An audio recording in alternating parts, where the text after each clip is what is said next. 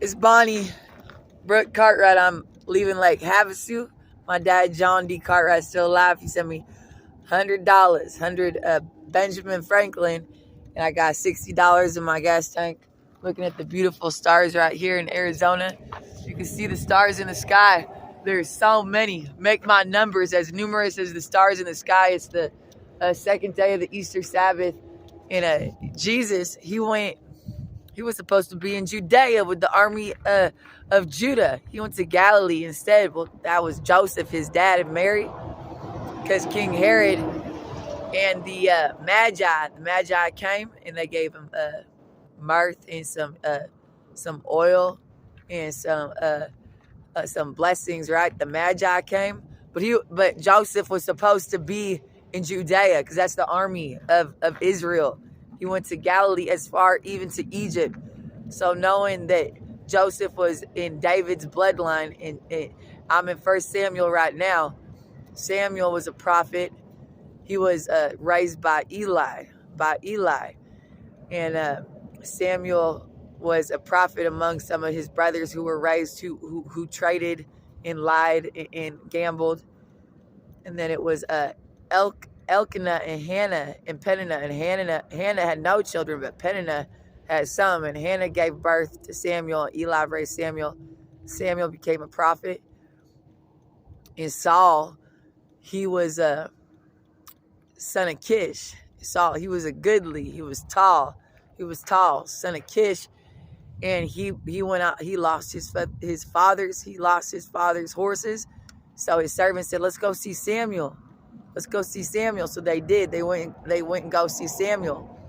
So they saw Samuel at Ramah, and he was sacrificing at the high place. Saul said, "Are you the seer?" Samuel said, "I am the seer. I've been expecting you. Come with me to the high place. Come sit chief with me, and I'll give you some of the ends of meat." So he did, and he talked to Saul the goodly, Kish's son, and he said, "I'm going to send you on a 3-day journey," because the Philistines had the Ark of the Covenant by this time.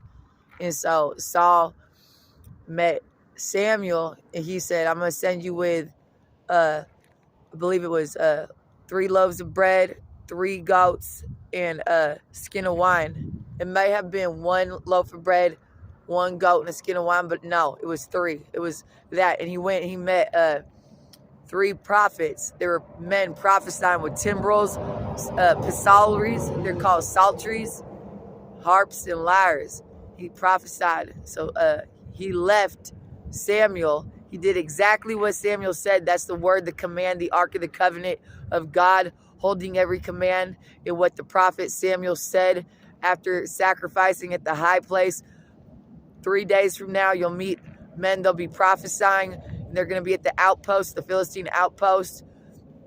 They're going to prophesy over you with timbrels, harps, and lyres, and psalteries, and you'll become a new man. And Saul became king.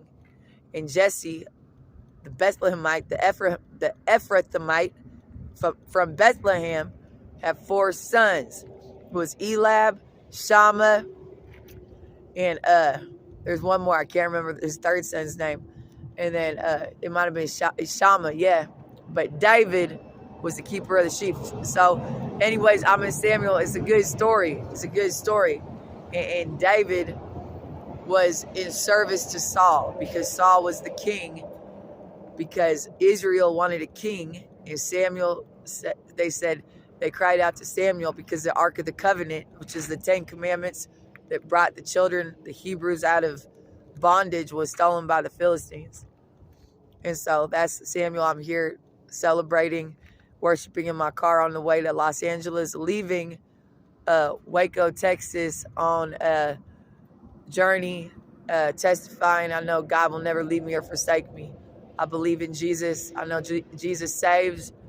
I know that he was said to be king, and Joseph had to stay out of Judea and go to Egypt. That would never make sense. So I believe in Jesus. I remember him in remembrance. I believe in God's law, and I know that I keep facing my life with bravery and courage, like Joshua, son of Nun.